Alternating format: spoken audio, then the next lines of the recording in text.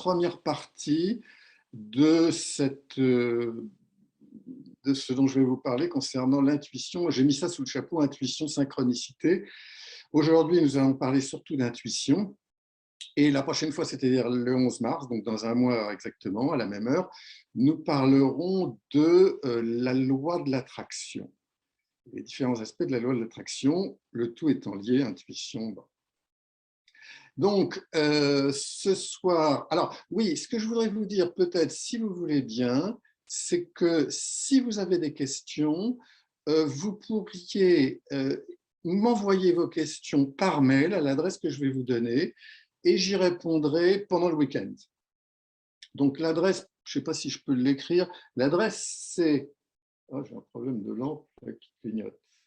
L'adresse c'est spiritual, S-P-I-R-I-T-U-A-L, S-D-G, donc S-P-I-R-I-T-U-A-L, S-D-G, @gmail.com. Donc, si vous avez des questions, vous me les posez sur cette adresse et je vous répondrai pendant le week-end. Bon, l'intuition. L'intuition, c'est un sujet qui me passionne parce qu'il fait partie de notre vie spirituelle, il fait partie également de notre vie quotidienne. Et l'intuition, pour moi, ça a été toute ma vie un guide et ça a été aussi une protection. Ça m'a permis d'éviter pas mal de galères, je dois dire, et d'ailleurs, je vais vous en parler un petit peu. Donc, ce que je vous propose de faire aujourd'hui, c'est de voir 6 aspects concernant l'intuition. On va d'abord commencer par une définition de l'intuition. Je ne vais pas vous embêter trop avec la théorie, mais on va voir ce qu'est l'intuition, ce que ça n'est pas ou ce que ça n'est pas seulement. Ensuite, on parlera donc de comment fonctionne l'intuition dans les relations. Ensuite, l'intuition dans les situations, c'est-à-dire lorsqu'on est face à un choix, lorsqu'on a une décision à prendre, comment fonctionne l'intuition, comment développer son intuition. Ensuite, on parlera un peu de justement intuition et synchronicité, puis intuition et prémonition. Il y a des choses très intéressantes à dire. Et là, je crois que le Raja Yoga nous permet de donner une lumière supplémentaire à toute cette notion d'intuition. Et sixièmement, enfin, ce que je ferai, si vous voulez, c'est que je vous donnerai 8 outils que moi, j'utilise personnellement pour développer, écouter mon intuition, en espérant qu'ils vous seront utiles. Bon. Donc, commençons par une définition de l'intuition.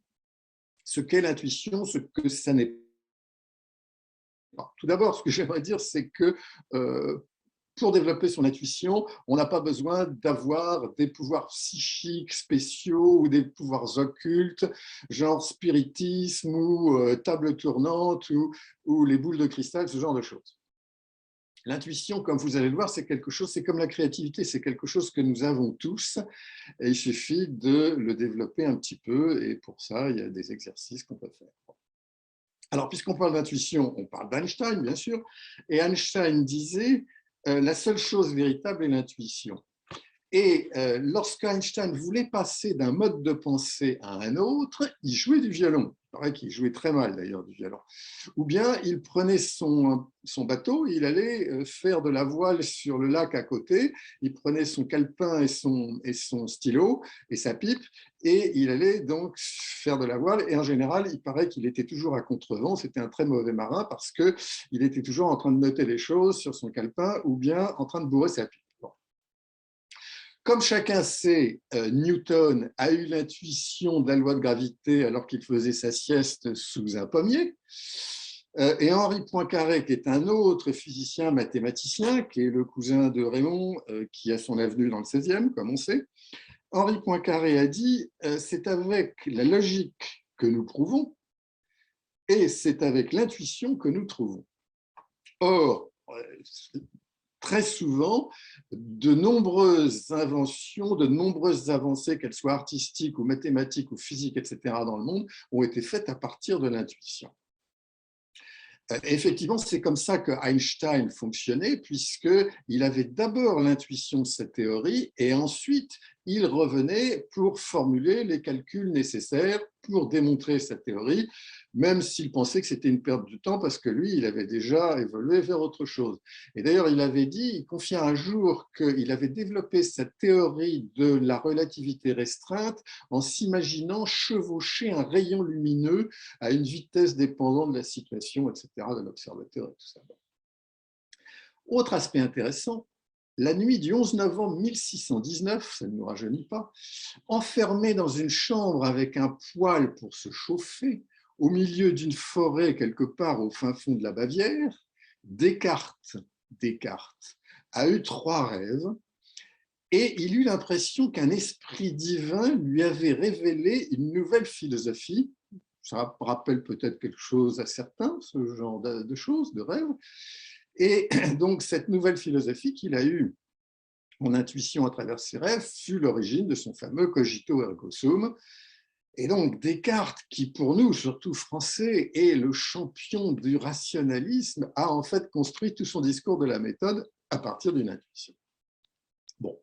Archimède, Léonard de Vinci, Steven Spielberg, David Leitch, etc., de nombreuses personnalités célèbres venant de différents domaines et différents backgrounds ont ceci en commun, c'est qu'ils pensent différemment, comme disait Steve Jobs, qui lui-même était très intuitif.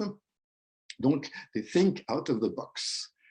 La plupart des grands mathématiciens, d'ailleurs, vous diront que leur discipline, les mathématiques, repose en bonne partie sur l'intuition. C'est ainsi que fonctionne d'ailleurs notre ami Hercule Poirot, belge, lorsque, après avoir analysé tous les faits, il se retire avec ses petites cellules grises afin d'examiner le problème sous un autre angle. Bref, on a écrit et on a dit beaucoup de choses sur l'intuition, mais ce qui est intéressant, c'est comme si, en réalité, personne ne savait vraiment ce qu'est l'intuition et comment ça fonctionne. Ainsi, beaucoup de gens confondent intuition et instinct. L'instinct, c'est une réponse automatique, comme lorsqu'on voit une voiture qui nous fonce dessus, eh bien, on fait un bond de côté pour l'éviter. Donc l'instinct, c'est surtout un comportement, comme un atavisme, ou le résultat de nombreuses expériences passées, de cette vie ou de vie précédente d'ailleurs.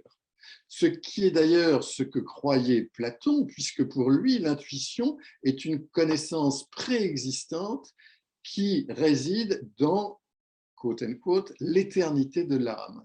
Donc une mémoire enfouie d'expériences, de vies antérieures, c'est-à-dire les réminiscences.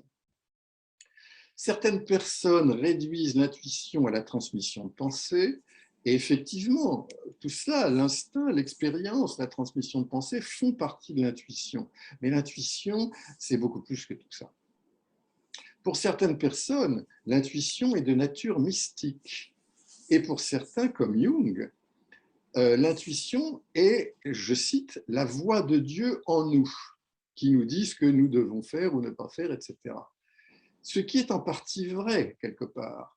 Mais ça peut aussi s'avérer dangereux parce que ça introduit à partir de ce moment-là l'idée d'omniprésence, c'est-à-dire que Dieu est en chacun de nous, etc., etc. Donc, qu'est-ce que l'intuition? Comment fonctionne-t-elle et comment peut-on la développer?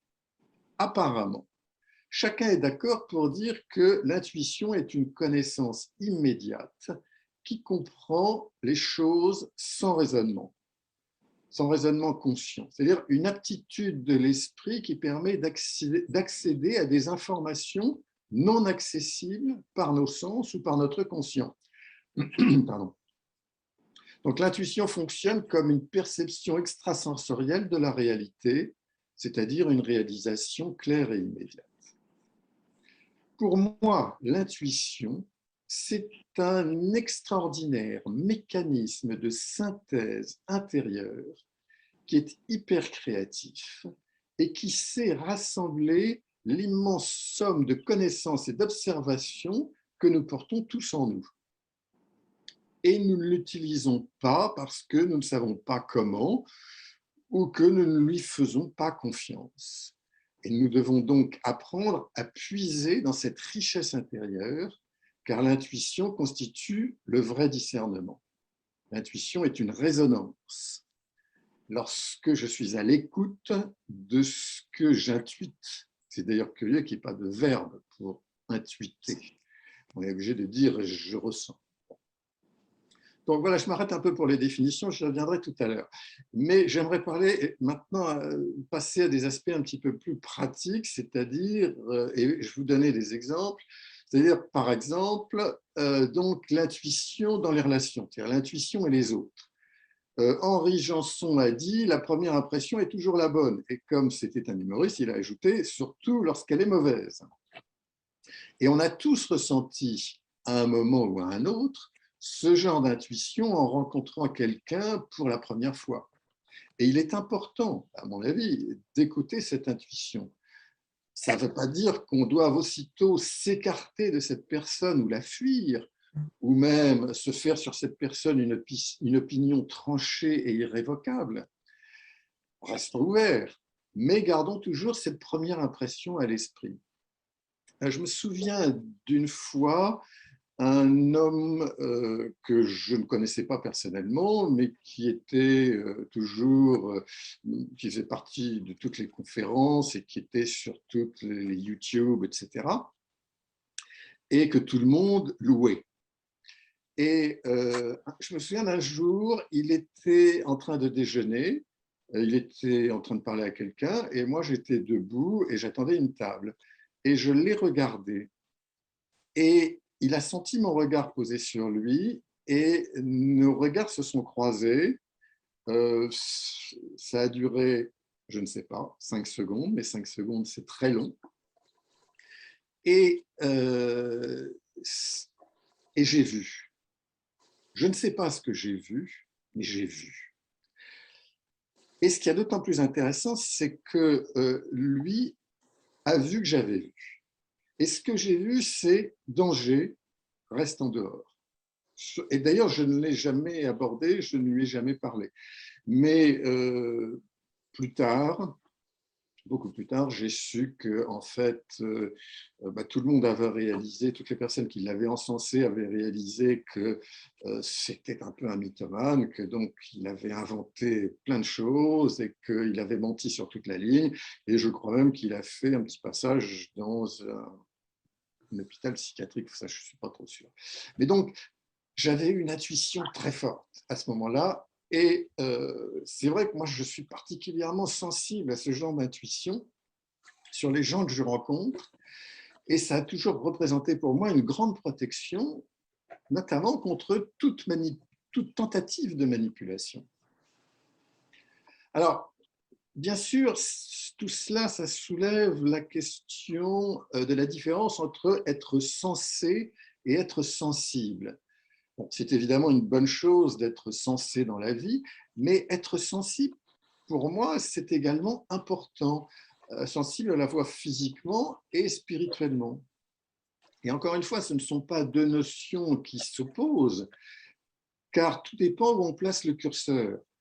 À une extrémité, si on est trop sensé, on peut devenir froid et uniquement dans l'intellect, entre guillemets, ou de l'autre côté, on peut être complètement dans le cœur, entre guillemets, et devenir trop émotif ou trop susceptible. Donc, encore une fois, tout est une question d'équilibre. La sensibilité de l'intuition se traduit pour moi notamment par le fait que lorsque je rentre dans une pièce, je ressens immédiatement, et je ne suis pas le seul, je ressens immédiatement l'atmosphère et la vibration de chaque personne. C'est un peu pour ça que j'ai du mal à assister à des réunions, parce que je sens trop de choses. Et j'ai une intuition immédiate de l'intention véritable et parfois inconsciente de chacune des personnes présentes. Et la difficulté pour moi consiste à rester détaché et à ne pas m'identifier à ce que je ressens. Je crois qu'il y a quelqu'un qui a laissé son micro ouvert. Je ne sais pas qui c'est, Oui, c'est mais bon. j'entends des bruits d'évier qui coulent. Bon, voilà, je le signale simplement. Donc, la sensibilité de l'intuition se traduit aussi par le fait que lorsque quelqu'un commence une phrase, je la termine avant eux. Et parfois, j'ai l'impression fausse de lire dans l'esprit des autres. Ou bien quand je regarde un film ou quand je lis un livre, au bout de 5 minutes ou au bout de 20 pages, je connais déjà la fin. À plusieurs reprises, je me suis livré à ce jeu qui est intéressant, qui consiste à avoir une personne dans une pièce où on est une vingtaine, par exemple, une personne qui se met face aux autres et qui pense très fort à une qualité ou à une valeur. Et sans bouger, sans rien dire, sans aucune expression, cette personne doit communiquer aux autres la valeur donc, à laquelle il ou elle est en train de penser. Et ensuite, donc, les autres personnes doivent dire ce qu'elles ont ressenti et dire si elles ont deviné la valeur en question. Et moi, je trouve tout de suite.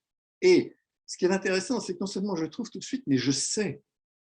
Et je suis même allé plus loin, c'est qu'une autre fois, dans une circonstance vraiment assez particulière, mais assez intéressante, c'était tellement facile de communiquer par les yeux qu'on faisait cet exercice les yeux fermés et la personne qui devait me communiquer une qualité me la communiquait uniquement en effleurant mes mains. Et là encore, je trouvais. Et ensuite, on inversait, c'est-à-dire que c'était à moi de lui communiquer une qualité, et là aussi, la plupart du temps, la personne trouvait. Donc, c'est assez intéressant de faire ce genre d'exercice. Bon, je pourrais vous donner encore plein d'autres exemples, mais j'aimerais donc passer maintenant à une autre forme pratique de l'intuition, c'est comment fonctionne l'intuition lorsqu'on est confronté à une situation dans la vie, lorsqu'on a une décision à prendre ou un choix à faire. On est à un croisement comme ça. La façon dont fonctionne l'intuition, c'est que pendant la journée, on accumule, consciemment ou non, une masse de faits, d'informations sur les gens qu'on croise, les situations auxquelles nous assistons, quelquefois de façon passive et extérieure, c'est-à-dire tout un tas de choses que nous voyons, que nous entendons ou que nous ressentons sans en être vraiment conscients la plupart du temps. Et plus tard, lorsque mon esprit est au repos, par exemple lorsque je médite ou lorsque je suis sur mon vélo dans la forêt, des idées surgissent c'est comme des bulles qui viennent du fond de l'océan et qui viennent éclater à la surface de mon esprit. Parce que, en fait, pendant ce temps, en tâche de fond, le subconscient a fait un incroyable travail de tri et de synthèse entre tous ces éléments, ces différents éléments d'information qui n'ont parfois aucun rapport entre eux. Et l'intuition m'apporte sur un plateau la solution du problème auquel je réfléchissais, quelle que soit sa nature, et ce, sans aucun effort et comme par magie. Hein. Et ces moments sont vraiment des révélations d'une incroyable créativité.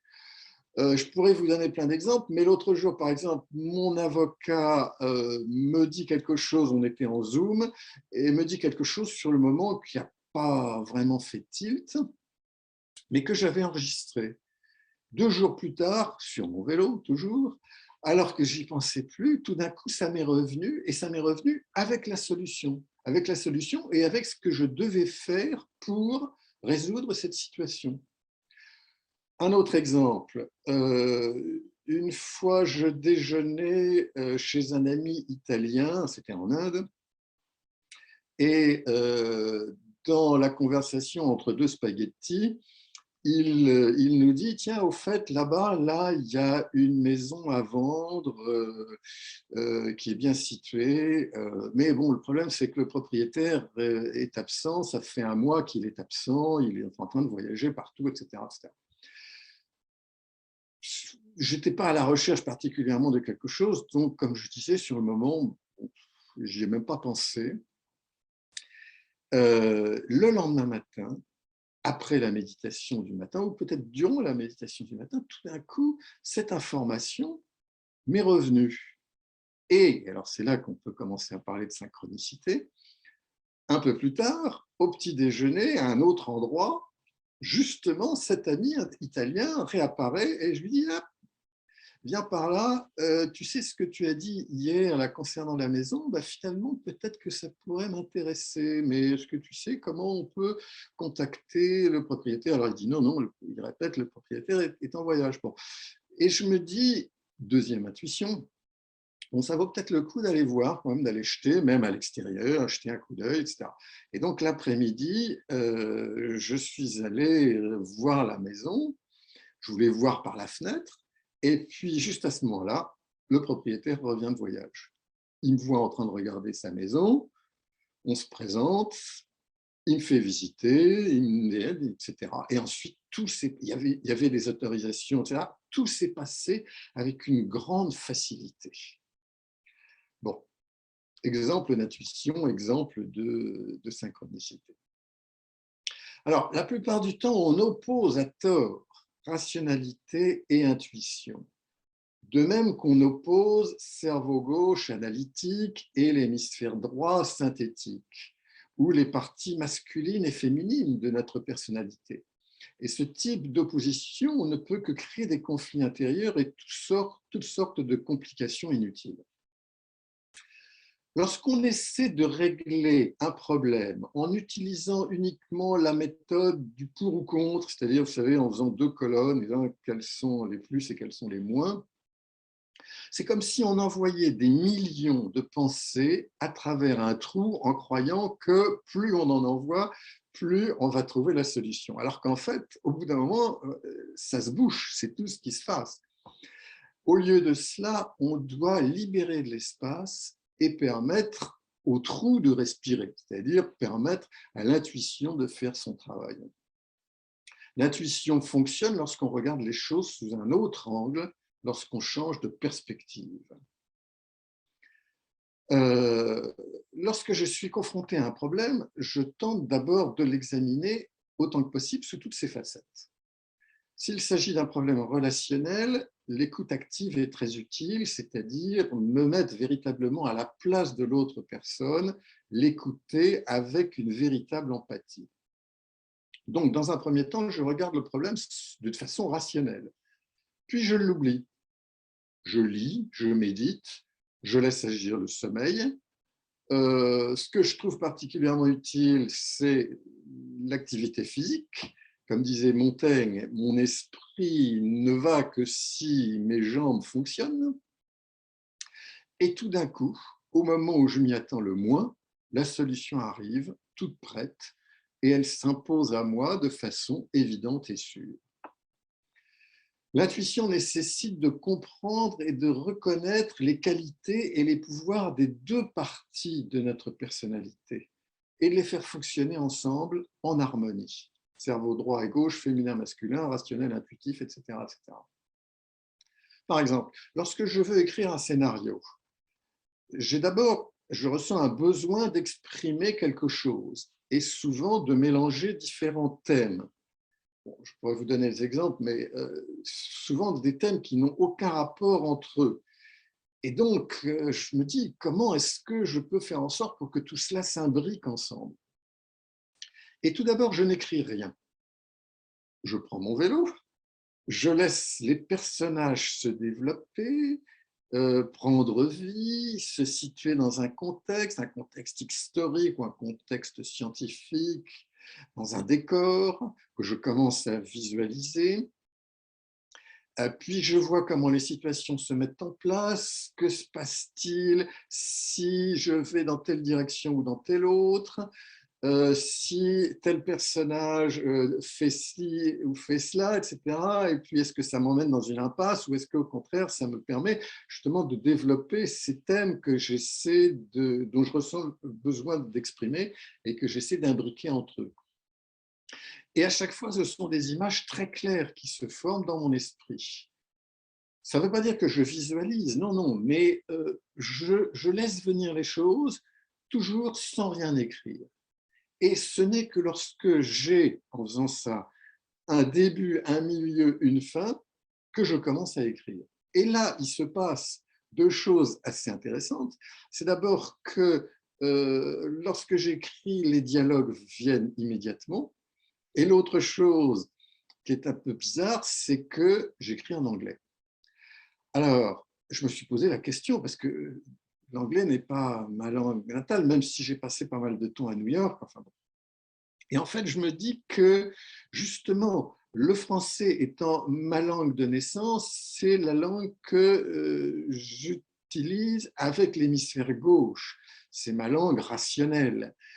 Et je me souviens que lorsque j'étais à New York et que je pensais véritablement en anglais, j'avais beaucoup plus de facilité pour exprimer mes sentiments en anglais, sans doute parce que pour moi, l'anglais est une langue que j'utilise à partir de l'hémisphère droit, donc l'hémisphère synthétique. Bon. En fait, une des règles, et on va y revenir, pour pouvoir développer l'intuition, c'est d'abord de débrancher l'hémisphère gauche. Et en fait, c'est plus difficile qu'on y croit parce qu'on a été véritablement, on est conditionné. Et je ne critique pas parce que c'est très bien. En même temps, moi, je suis très content qu'on m'ait permis, durant mon éducation, etc., de développer l'hémisphère gauche qui m'a donné une assise et qui m'a permis d'avancer dans la vie pratique. Mais ce que je veux dire, c'est qu'on est allé trop dans un extrême et trop dans le déséquilibre. Il faut maintenant rééquilibrer un petit peu les choses et redonner à l'hémisphère droit son expression, sa possibilité de s'exprimer. Il y a un livre pour cela qui m'avait aidé énormément, sans le savoir. C'était justement quand j'étais à New York. Bon, j'avais déjà un petit peu parlé du contexte dans lequel j'ai pris ce livre, par hasard, entre guillemets. C'est un livre qui est fait qui avait été écrit dans les années 80 par quelqu'un qui s'appelle Betty Edwards et qui est traduit en français et qui est dessiné grâce au cerveau droit. Et c'est très intéressant parce qu'elle nous explique, en utilisant le médium du dessin, elle nous explique justement tout cela, c'est-à-dire qu'on est trop sous l'emprise de l'hémisphère gauche et donc que ce qu'il faut, c'est arriver à mettre l'hémisphère gauche dans des situations qu'il ne connaît pas et qu'il ne sait pas gérer. Et donc, elle a tout un tas de trucs qui sont vraiment très intéressants, notamment, je prends cet exemple, elle dit une des choses les plus difficiles quand on débute le dessin, c'est de dessiner un portrait. Donc, ce qu'elle nous fait faire, c'est qu'elle nous fait dessiner un portrait à l'envers. Et donc, elle nous dit, oubliez que c'est un portrait, oubliez que vous êtes en train de dessiner des yeux, une bouche, un nez, etc. Parce que si vous faites ça, l'hémisphère gauche va reprendre le dessus en disant, ah mais attention, des yeux, une bouche, un nez, moi je sais comment dessiner. Donc, il ne faut même pas essayer de dessiner des traits, il faut simplement dessiner les ombres, les ombres claires, les ombres foncées, les ombres intermédiaires, etc. Parce que ça, l'hémisphère gauche ne sait pas gérer. Et ça, l'hémisphère droit se sent à l'aise dans ce moyen d'expression. Et donc, j'ai fait cela. Et donc, ensuite, j'ai retourné mon dessin et j'ai vu qu'effectivement, le portrait que j'avais dessiné était très ressemblant. Alors d'abord, ça m'a donné confiance sur mes facultés de dessin parce que je pensais, comme beaucoup de gens, que je ne savais pas dessiner. Et puis, ensuite, ça m'a appris à voir. Ça m'a appris que on pense voir, mais en fait, on voit ce qu'on pense. Bon, c'est-à-dire que quand j'étais petit, on m'a dit, par exemple, pour peindre ou pour colorier un arbre, il faut mettre du vert et puis un tronc marron. Et donc, ensuite, étant adulte, si on me redemandait de dessiner un arbre, j'aurais refait la même chose, parce que c'est l'hémisphère gauche qui fait ça. Aussi parce que j'ai un arbre en face de moi, mais je ne le vois pas. Je vois l'idée que j'en ai, mais je ne vois pas l'arbre tel qu'il est, c'est-à-dire avec toutes ces nuances de bleu, de rouge, de jaune, etc., de blanc, les lumières, le jeu des lumières et tout ça. Donc, apprendre à voir, et apprendre à voir ce qui est physique, mais apprendre à voir également ce qui est à l'intérieur. Donc, ce livre qui prenait le médium du dessin est également intéressant, je trouve, d'un point de vue spirituel. Et justement, il m'a fait réaliser, par extrapolation, qu'il existe tout un monde à l'intérieur de moi dont je ne connaissais presque rien et qu'il fallait absolument que j'explore. Et c'est à partir de ce moment-là que j'ai ressenti le besoin de puiser dans cette richesse intérieure. Pour moi, l'intuition, c'est comme l'aquarelle. On ne peut pas la forcer, on ne peut pas la contrôler. Il faut trouver l'équilibre entre le juste pigment, la couleur, la bonne quantité d'eau et la meilleure qualité de papier. Pour ensuite s'apercevoir d'abord que l'aquarelle se fait ça en dehors de mon contrôle, ce mélange entre le pigment, l'eau et le papier se fait en dehors de mon contrôle, et ensuite pour m'apercevoir que ce qu'il y a de plus beau dans l'aquarelle, c'est ce que je ne peins pas, puisque dans l'aquarelle, la lumière, c'est le blanc du papier. Donc ça aussi, c'est intéressant d'y réfléchir, pas seulement d'un point de vue artistique, mais d'y réfléchir d'un point de vue spirituel. Et c'est ce genre d'approche qu'on peut adopter pour développer l'intuition. Bon. J'aimerais passer maintenant à un autre aspect, donc au quatrième aspect que je voulais développer, qui est intuition et synchronicité. La méditation, c'est certain, nous aide à développer l'intuition dans la mesure où elle met du silence intérieur là où règne souvent tout un tas de parasites. Lorsque je combine intuition et méditation, je subis beaucoup moins d'influence, qu'elle soit extérieure ou intérieure d'ailleurs. Et je suis à même de mieux jouer mon rôle spirituel et donc d'être à ma place. Donc je suis en parfaite synchronicité avec moi-même, avec les autres et avec les situations. Les choses se déroulent naturellement, les portes s'ouvrent, les opportunités se présentent. J'ai l'impression d'être au bon endroit, au bon moment. Et j'en ai déjà parlé, mais il y a eu cette étude très intéressante qui a été faite par un professeur d'université en Angleterre qui s'appelle le professeur Richard Wiseman, qui a fait des études sur plusieurs milliers de personnes pour essayer de déterminer quels sont les critères de ce qu'il appelle les lucky people, les gens qui ont de la chance. Et en faisant toute cette étude, il a dégagé 4 critères principaux des lucky people. Il dit que les lucky people sont ceux qui savent saisir les opportunités. Ça veut dire qu'ils ont l'esprit ouvert. Deuxième critère, il dit que les lucky people sont ceux qui écoutent leur intuition, et il dit d'ailleurs pour cela, ils n'hésitent pas à développer tous les outils à leur disposition, notamment, mais pas seulement, la méditation, qui permet donc de développer ses capacités intuitives. Le troisième critère, on le connaît, il dit les lucky people sont ceux qui savent transformer le bad luck en good luck, donc une situation plutôt négative en une situation positive. Et le quatrième critère, celui que je préfère, il dit lucky people expect to be lucky. Les gens qui ont de la chance s'attendent à avoir de la chance.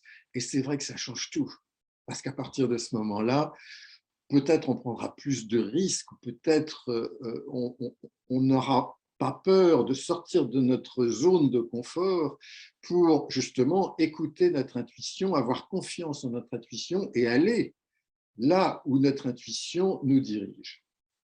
Alors, je pourrais donner beaucoup d'exemples dans ma vie. Bon.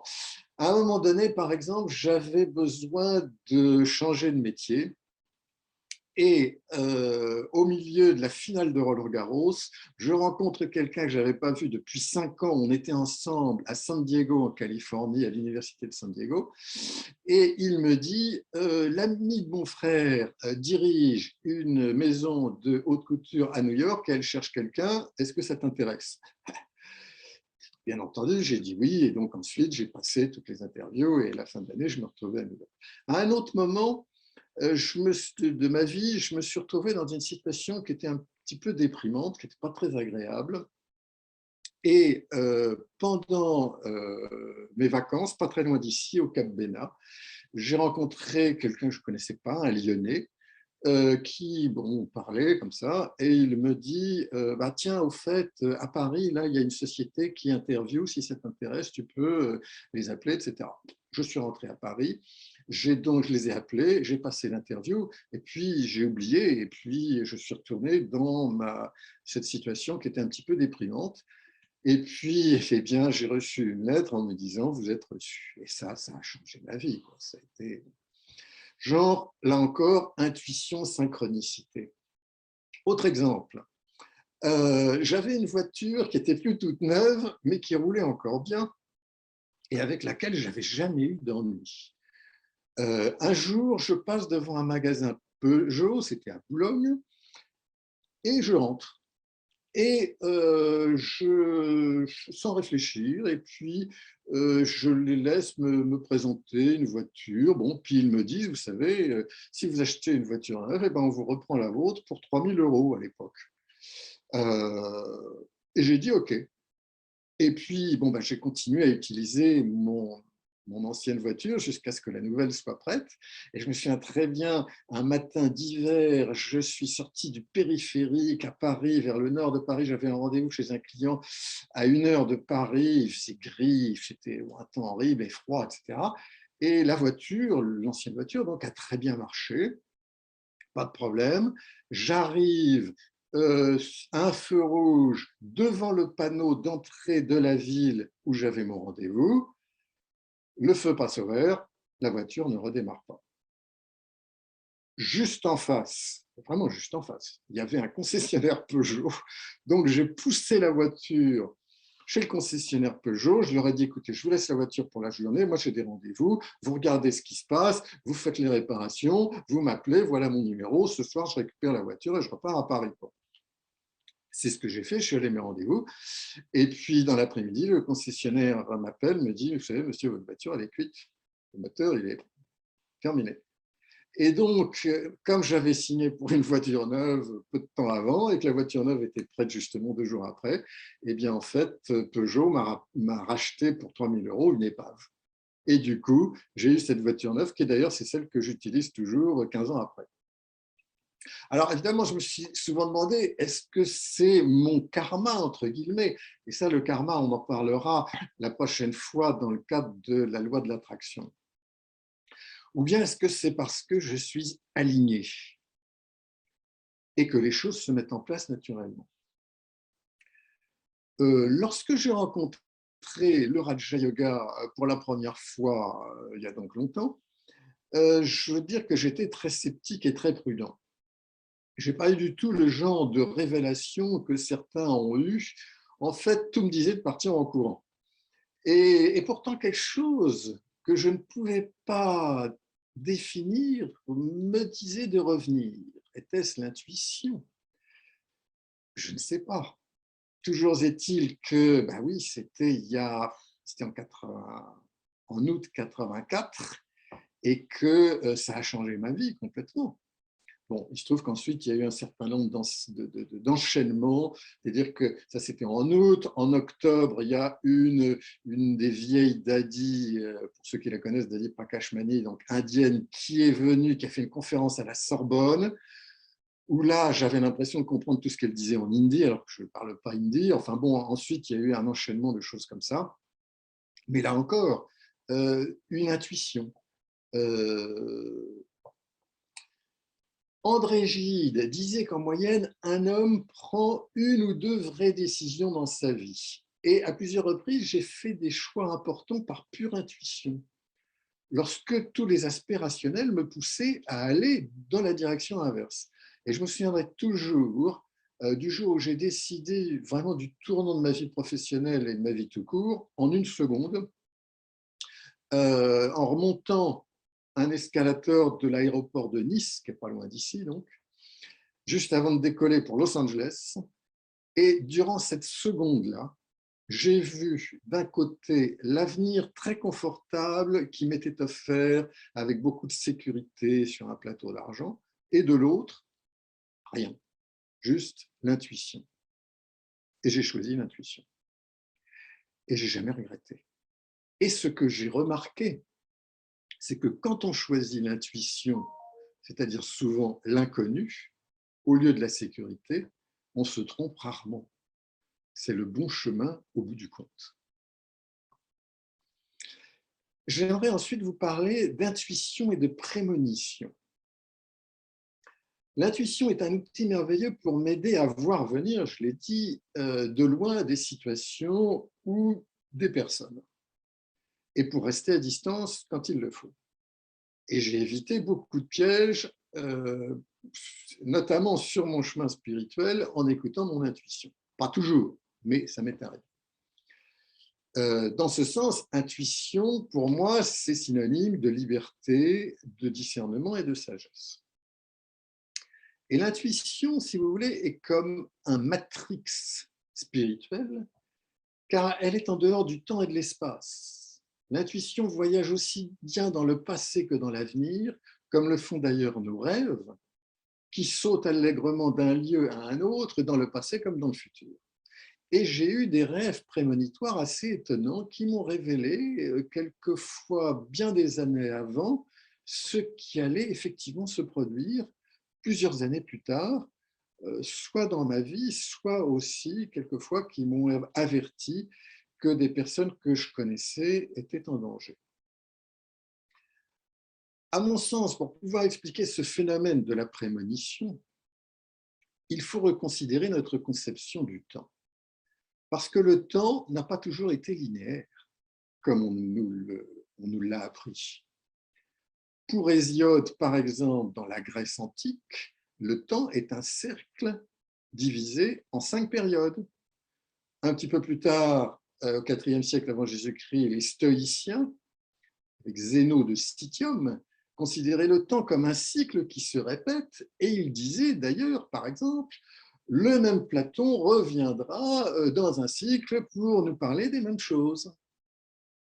Donc, si, comme les stoïciens, on considère le temps comme un cycle qui se répète, alors à ce moment-là, il est plus facile de comprendre la notion d'intuition prémonitive, parce qu'alors le passé lointain est également le futur proche. C'est-à-dire que si vous regardez une pendule, une montre, minuit moins 5, je le fais dans mon sens à moi, minuit moins 5 est à 10 minutes de 0h5, mais c'est aussi à 50 minutes de 0h5. Si vous voyez ce que je veux dire. Donc, cette banque de données extraordinaire que nous portons tous en nous contient les mémoires de chaque détail de cette vie, ainsi que les vies précédentes et même de nos vies futures.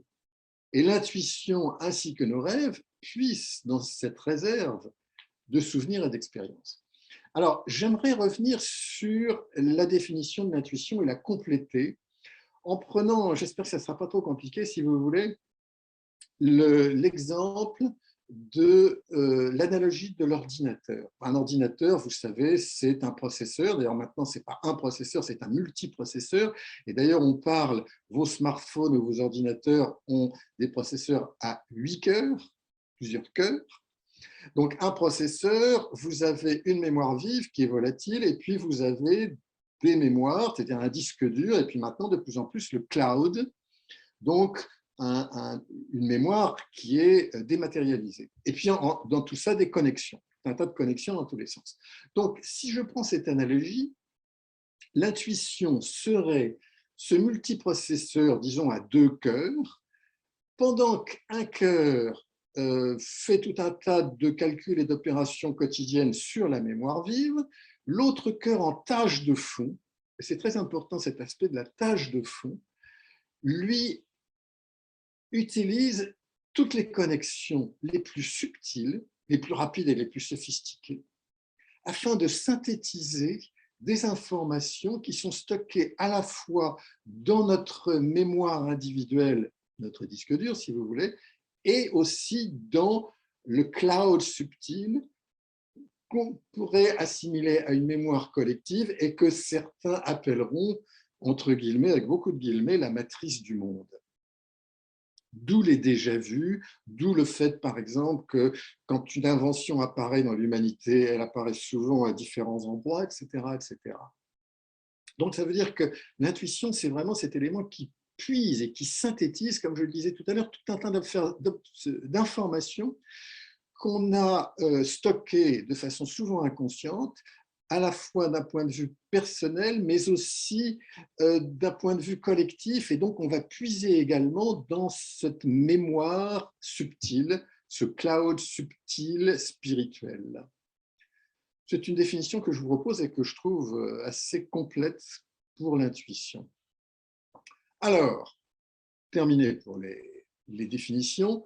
Maintenant, ce que j'aimerais vous proposer, c'est que peut-on faire pour développer l'intuition? Et je vais vous parler, moi, des les 8 méthodes, les 8 trucs, les 8 yuktis que j'utilise. Bon, le premier, c'est la méditation, bien sûr, parce qu'elle libère, elle nettoie l'esprit.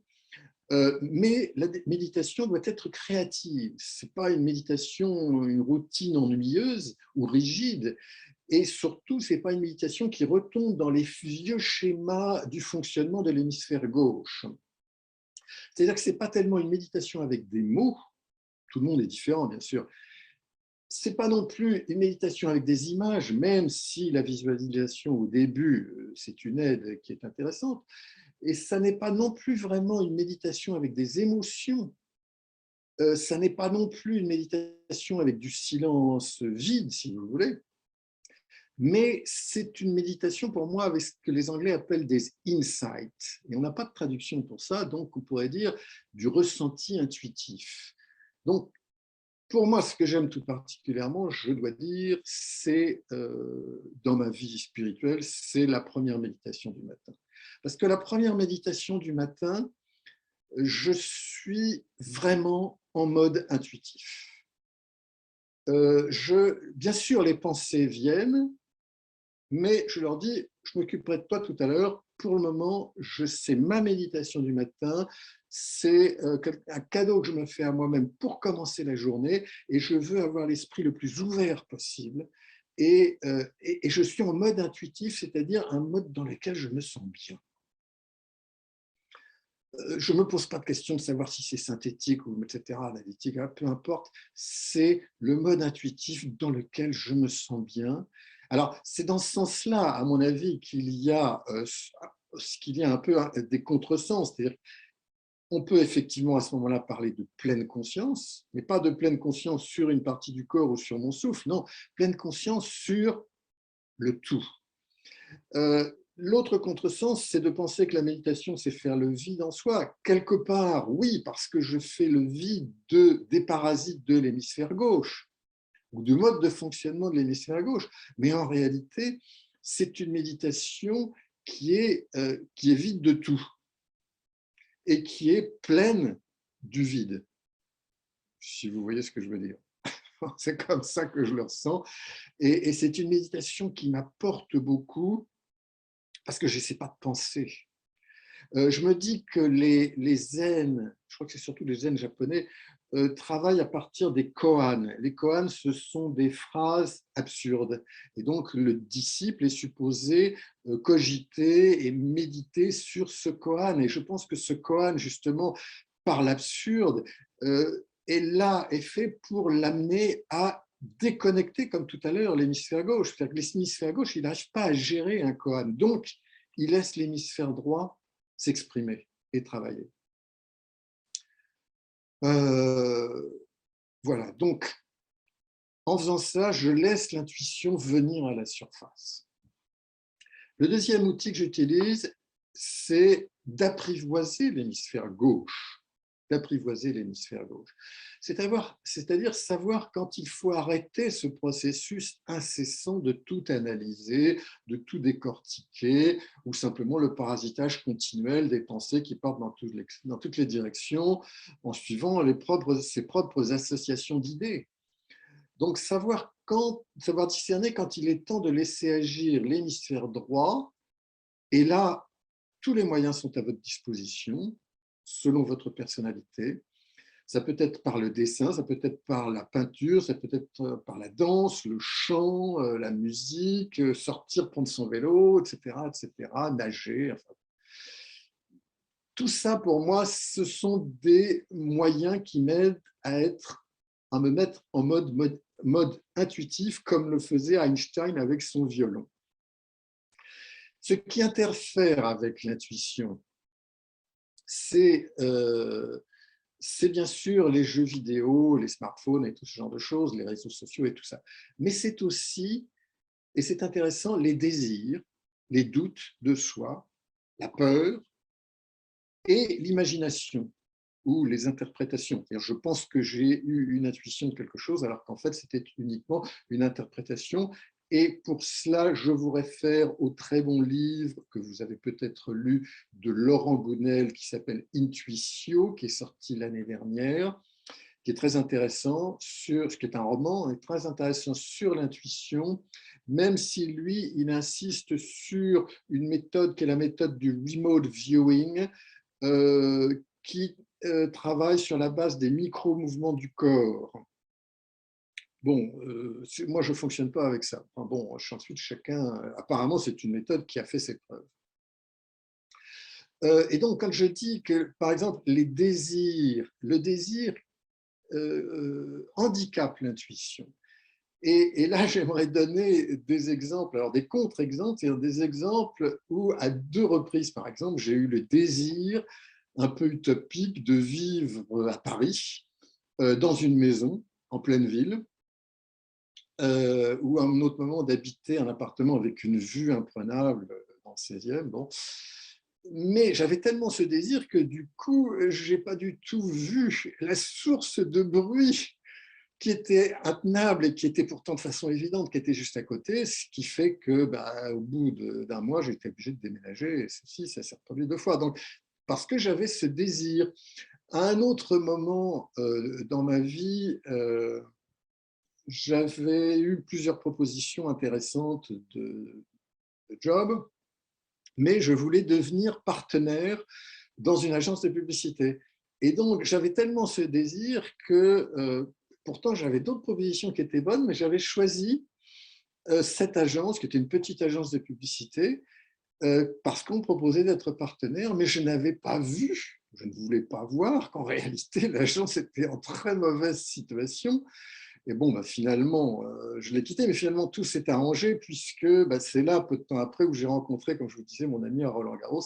Et finalement, je suis allé passer 6 ans à New York et ça, c'était absolument passionnant comme expérience. Donc, pour pouvoir développer l'intuition, il ne faut pas juger ni critiquer, ni les autres, ni soi-même, mais au contraire, il faut ouvrir son esprit et son cœur. L'intuition est notre talent, c'est notre cadeau, et nous avons toutes les réponses en nous grâce à l'intuition. Troisième truc que j'utilise pour développer l'intuition, c'est faire de l'exercice. Exercice physique, exercice spirituel. Régulièrement, pas en faisant la compétition, mais tous les jours, et c'est vraiment quelque chose que j'ai l'impression de me nettoyer intérieurement, sans interférence. Le travail de l'intuition commence dès qu'on arrête le bruit intérieur. Et l'exercice, quelque part, répare le corps et l'esprit. Donc, il faut transpirer les pensées et les évacuer. Et c'est vrai que quand je suis sur mon vélo, j'ai une telle impression de liberté que l'hémisphère gauche est déconnecté et il y a tout un tas de choses qui me viennent. Comme je disais tout à l'heure, par exemple, des scénarios entiers qui me viennent sur mon vélo. Le quatrième truc que j'utilise, enfin, que je devrais utiliser plus souvent, c'est le détachement. Le détachement, c'est bon pour l'intuition. Le détachement de l'endroit où on est, et ça, c'est vrai que depuis 2 ans à peu près, on n'a pas tellement pu se détacher physiquement de l'endroit où on est. Se détacher donc de sa zone de confort, se détacher des gens, se détacher du pays, de la mentalité, de la culture, du contexte ambiant. Tout ça, ça favorise, de nos habitudes, des choses à faire, etc. Tout cela, ça favorise l'intuition parce que ça nous met dans une situation de lâcher prise. Et là encore, le lâcher prise, notamment de tout le fonctionnement de l'hémisphère gauche. Et c'est intéressant d'ailleurs de remarquer que quand on veut que quelque chose arrive ou quand on veut que quelqu'un fasse quelque chose pour nous, c'est-à-dire quand on cherche à tout contrôler, qu'on cherche à forcer les choses mais que ça ne marche pas, eh bien c'est souvent quand on lâche prise, c'est-à-dire quand on se dit que finalement ce n'est pas important, peu importe si ça se fait ou pas, quand on arrive même à ne plus y penser, c'est à ce moment-là bien souvent que tout se met en place. Donc, il faut passer d'un mode de contrôle à un mode d'acceptation. L'exemple qui me vient à l'esprit, c'est l'exemple des voisins. Combien de fois j'ai eu des voisins qui faisaient du bruit et tant que j'étais dans un mode de fonctionnement où je voulais qu'ils arrêtent, il n'y avait rien à faire. C'est uniquement quand je suis arrivé à ne plus y penser que les choses se sont arrêtées. Donc, la cinquième chose que j'utilise pour développer l'intuition, c'est de tenir un journal et d'écrire. Écrire des articles, écrire des livres. Et je trouve que c'est très intéressant parce que ça nous permet d'abord de clarifier les idées, mais ensuite d'être très créatif. C'est-à-dire qu'il y a beaucoup de choses qui apparaissent quand on les met noir sur blanc sur le papier. C'est un processus d'auto-nettoyage aussi, donc il suffit là aussi de laisser couler et ça nous permet d'aller en profondeur. Sixième chose, bien sûr, écrire ses rêves. Bon, les rêves et l'intuition, c'est vraiment lié. Et il y a eu un moment dans ma vie où j'avais mis un petit carnet et un crayon à côté de mon lit et je me réveillais plusieurs fois par nuit, dès la fin de mon rêve, et tout de suite j'écrivais ce qui s'était passé dans mon rêve. Et c'était passionnant. C'était passionnant parce que mes rêves me disent exactement où j'en suis dans ma vie et dans mon développement personnel et spirituel. Parce que quand on rêve, notre esprit est au repos, ce qui donne à l'intuition le temps et l'espace pour venir vers la conscience. Et ce qui est intéressant, c'est que les rêves viennent avec un code qui est habituellement assez facile à décrypter, mais surtout les rêves viennent avec une vibration qui nous dit clairement si ce rêve est un délire de mon imagination, sans grande portée, ou s'il est important, s'il est empli de sens, de pouvoir, de conséquences, et donc en provenance de mon intuition. Septième chose que j'utilise pour développer l'intuition, c'est apprendre à faire confiance à mon intuition. Donc, faire des brainstorming d'intuition, utiliser toutes les méthodes dont je parlais tout à l'heure, notamment créatives, pour développer mon intuition. Et puis, voir ce qui se passe quand j'utilise mon intuition. Et ce qui est intéressant, c'est que lorsque j'utilise mon intuition, j'oublie le temps, j'oublie l'endroit où je me trouve, j'oublie le bruit alentour. Et l'intuition est un muscle spirituel. Donc, il faut apprendre à arrêter le bruit intérieur, c'est-à-dire toutes les interférences, et puis apprendre à écouter son intuition, à lui faire confiance. Et plus je ferai confiance à mon intuition, plus je fonctionnerai avec mon intuition, plus naturellement je la développerai. Donc pour cela, comme je disais, utilisons tous les moyens qui sont à notre disposition. Pour moi, par exemple, aussi, c'est la musique. Je ne vais pas rentrer dans les détails, mais chacun a ses moyens, vous vous connaissez, pour développer les intuitions. Donc, ça nous permet de libérer, d'élever notre esprit pour que l'intuition puisse faire son travail et donc nous aider au mieux. Donc, ça nous permet d'ouvrir le voile de notre conscience afin que l'intuition puisse apparaître. Finalement, le huitième truc que j'utilise, c'est une pratique que je trouve très utile pour développer mon intuition, qu'on appelle le Mansa Seva, c'est-à-dire le service par l'esprit. Donc, passer la journée à envoyer des bonnes pensées au monde qui en a vraiment besoin, non seulement du fait des pandémies, mais aussi du fait des personnes qui traversent des continents entiers à pied avec femmes et enfants pour essayer de trouver un peu de dignité. Enfin bon, des exemples, et malheureusement, il y en a beaucoup, beaucoup. Et donc, ce service par l'esprit, je trouve, est assez intéressant pour développer l'intuition, peut-être parce que en envoyant ces bonnes vibrations au monde, celui-ci m'en envoie en retour. Ou peut-être parce que ce Mansa Seva est l'expression de mon higher self, la partie la plus élevée de moi-même, donc qui fonctionne à partir de l'intuition. Et c'est vrai que moi, j'ai envie d'être dans ce monde d'intuition parce que c'est un monde dans lequel je me trouve bien. Bon, ça fait 1 heure à peu près que je parle, ça fait long. Donc, si vous voulez, ce que je vous propose, c'est de faire une courte méditation sur l'intuition. Et puis, voilà. Bon, vous vous installer confortablement. Il n'y a rien de particulier à faire. Vous pouvez fermer les yeux ou garder les yeux ouverts, comme vous voulez. Ce qu'on va faire, c'est qu'on va en fait faire une méditation sur l'intuition. Et le meilleur exemple, c'est l'exemple du mythe de la caverne de Platon.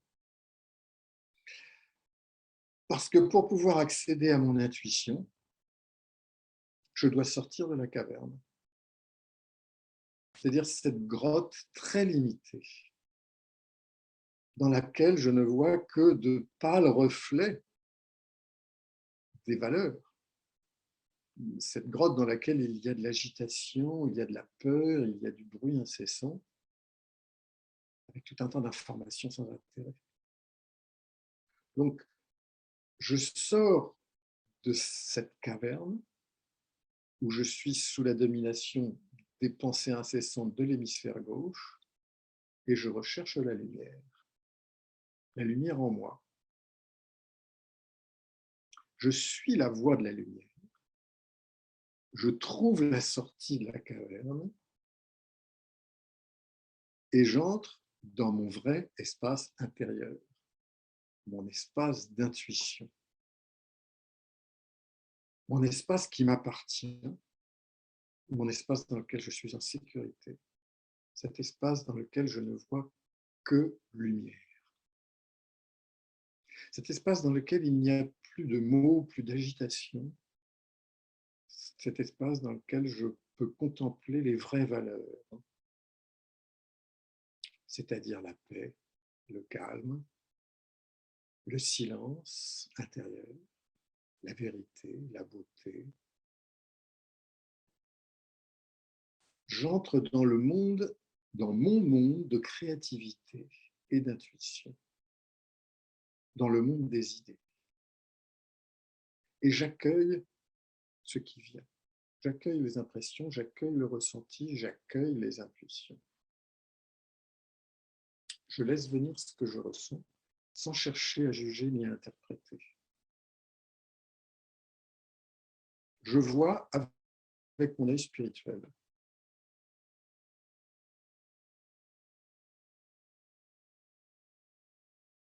Je vois l'incroyable richesse intérieure que j'ai.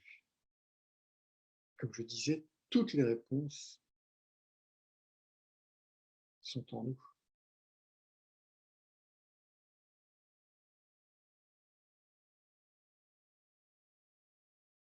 Plus je vais dans la profondeur, plus je me sens léger. Je me sens libre, je me sens en confiance et j'explore ce trésor de connaissances que je porte en moi. Tout ce monde inexploré auquel je peux accéder grâce au silence intérieur. Et chaque jour, je commence ma journée en revisitant ma propre richesse intérieure. Je prends conscience de qui je suis vraiment. Je ne suis pas simplement une entité spirituelle, mais je porte en moi la connaissance du monde, la connaissance du temps, et je peux voyager à travers le temps, dans le passé, le présent, le futur, comme je le souhaite. En fait, je suis au-delà du temps. Et je peux voyager par mon esprit dans toutes les parties du monde, comme je le veux, en une seconde. Je peux envoyer de puissantes vibrations d'amour à ceux qui sont éloignés. Et ces vibrations sont souvent très puissantes. Et elles soulagent tous ceux qui sont dans la souffrance. Et je laisse leur intuition capter ces pensées. plus ces pensées sont légères, plus elles peuvent voler loin et plus elles sont puissantes. Donc, je prends de la distance avec mes petits problèmes, je m'en détache, je m'en libère et je m'installe dans cette dimension de l'intuition où je peux m'élever. Pas seulement pour mon propre bénéfice, mais pour celui du monde. J'ai confiance dans cette partie de moi que je découvre et je décide de l'écouter dès que j'ai une décision importante à prendre.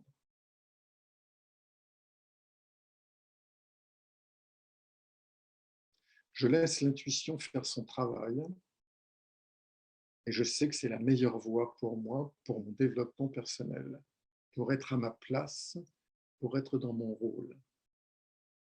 Parce que je me sens en paix dans ce monde de l'intuition. Je ne suis plus influencé par la peur, par la culpabilité, le doute ou l'ego. Le monde est avec moi, je suis avec le monde. Et je suis vraiment moi-même. Et je peux désormais utiliser la richesse qui est vivante au fond de mon être. Je peux maintenant retourner à ma vie en me sentant aligné et confiant. Voilà, voilà ce que je voulais vous dire ce soir. Donc, si on voulait résumer, on pourrait dire que pour développer l'intuition, il faut d'abord débrancher l'influence de l'hémisphère gauche, ensuite débrancher nos identifications, toutes ces identifications, et il y en a plein, comprendre que je suis un être spirituel dont la réalité est dématérialisée en dehors du temps et de l'espace. Et puis, et ça on en reparlera la prochaine fois, débrancher ma vision linéaire du temps. Ce qui nous amènera donc à parler du rapport entre l'intuition et la loi de l'attraction, et notamment d'explorer ensemble les 4 lois qui se cachent derrière la loi de l'attraction. Donc, ce sera le 11 mars, à la même heure, je crois au même endroit. Et donc, si vous avez des questions, ce que je vous disais, c'est que vous pouvez les poser à cette adresse spiritualsdg, donc spiritualsdg en un seul mot, spiritualsdg @gmail.com, et j'y répondrai pendant le week-end. Voilà. J'espère que ça a répondu à beaucoup de vos questions. Est-ce que François est toujours là? Je ne sais pas s'il est toujours là. Je vais voir. Bon. Mais écoutez, si François est là. Merci beaucoup. Je lis un petit peu vos commentaires. C'est très bien. Et je vous souhaite une bonne soirée. Et donc, je vous retrouve le 11 mars à la même heure, au même endroit. Enfin, on recevra les instructions pour l'espace Zoom qui sera défini pour cela.